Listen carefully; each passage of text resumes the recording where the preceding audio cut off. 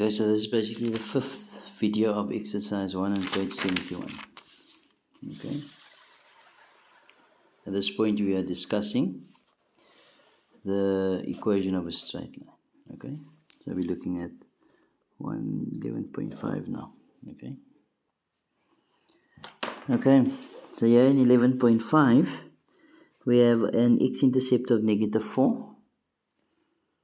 So -4 and 0, and you got the y-intercept of -2, so it's 0 and -2. Okay. Again, if this is x1, y1, x2, y2. Okay. So you say y is equal to mx plus c. Your c is your y-intercept, in this case is -2. And for your gradient, it will be change in y over change in x. So it's y2 minus y1 over x2 minus x1. Okay. Which is simply going to be -2 minus 0 over 0 minus -4.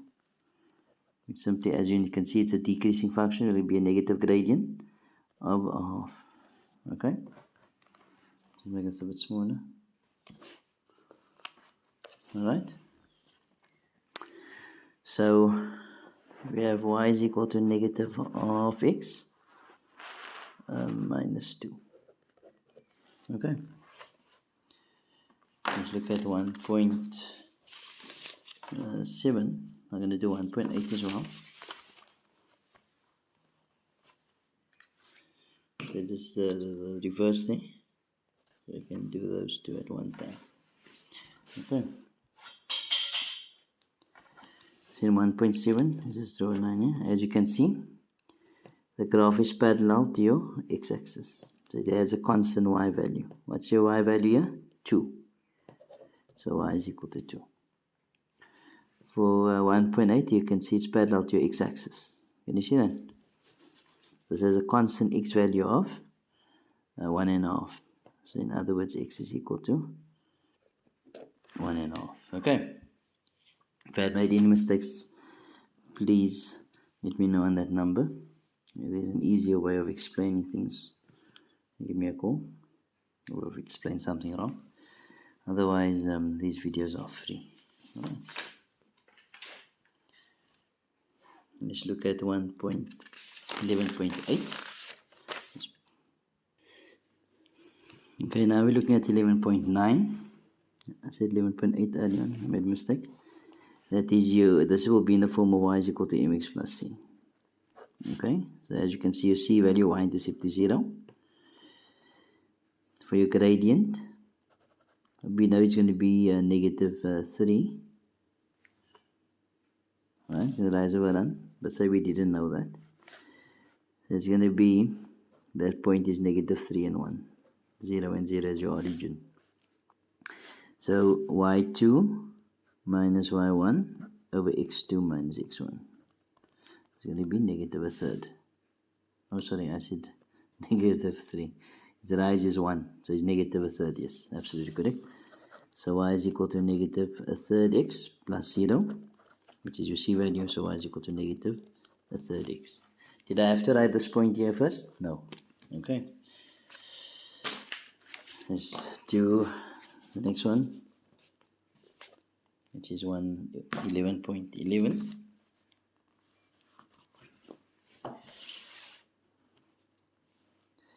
Okay, here we have no choice but to go with rise over run. Okay, so the point of that is going through the x-axis is -2 and 0. It will be in the form of y is equal to mx plus c. The gradient is change in y over change in x. Can you see the change in y is 3 there? The rise over run is 3. The gradient is positive. Okay, so it will give you a gradient of 1. So y is equal to 1x plus c. As you can see, we don't have the y-intercept here. So what we do is we substitute the point that's lying on this line, which is -2 and 0. Okay? So again, that's an x and a y. So 0 is equal to 1 times -2 plus c. So c is then 2. What's the equation? Therefore, y is equal to x plus 2. Okay? Okay, for number 13, the question says determine the equation of AB and CD. So as you can see, AB is this line going through here. What do we have on AB? We have that point there, which is Q. It's negative 1 and 0. And we have this point here, which is your y-intercept, which is 0 and 1. Okay, there's no coordinate there, so we leave it so. So for 13.1, we're going to get y to mx plus c. Y is equal to mx plus c. From here we know the c value is 1. So we say for the gradient is changing y over change in x. So it's going to be 0 minus 1 over minus 1 minus 0, which is 1. Which makes sense, a positive gradient. So y is equal to 1x plus c, and your c value is 1. Okay. Then this was for the line of AB. Okay, for line AB. Then for CD, as you can see here, this is parallel to your x-axis, so it will have a constant y value. But the y value here, as you can see, is 3. So there will be 3, and anywhere on that line will also be 3. So for CD, you say y is equal to 3. Alright. Let's look at 13.2. In 13.2, they say determine the coordinates of P and Q. Okay, Q we know already. We just rewrite it again, because the question was asked at this point. But P, what do we know about P? P has a constant y value of 3. At least work its corresponding x value. So we let P be x and 3. We substitute this into the equation of AB. You see, if we look at the equation of the reason why we want to substitute into CD, because there's no accommodation for the x.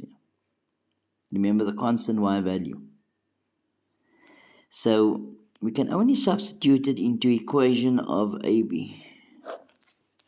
Okay?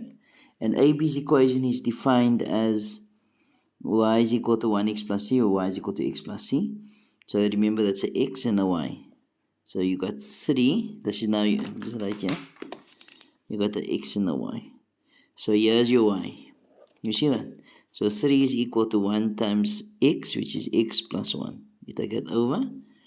So it's 3 minus 1, which is 2. So x is equal to 2.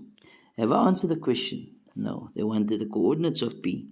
So P is going to be 2 and 3. And I fill that also in on the diagram. Okay? And then the question is for 13.3. What is the equation of a line perpendicular to CD? Now, if the line is perpendicular to CD, let me show you what it looks like. Let's take my ruler.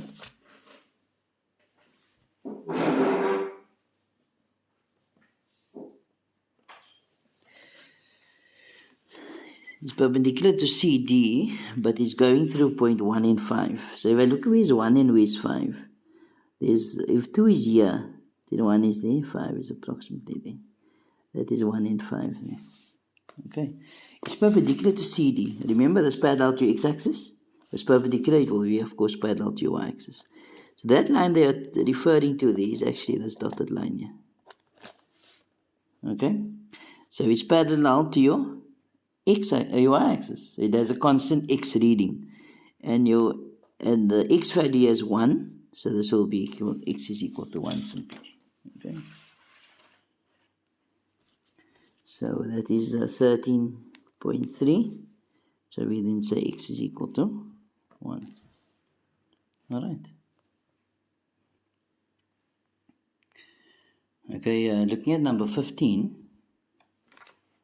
The question says complete the table if it is given that negative 4x plus y is equal to negative 2. So as you can see here, if you put the x in, you should get the y out. So for the corresponding y value, I substitute x into the equation. So it's negative 2 into 0 plus y equals negative 2. I'm calculating y here. Negative 4 times 0 is 0. So y is equal to negative 2.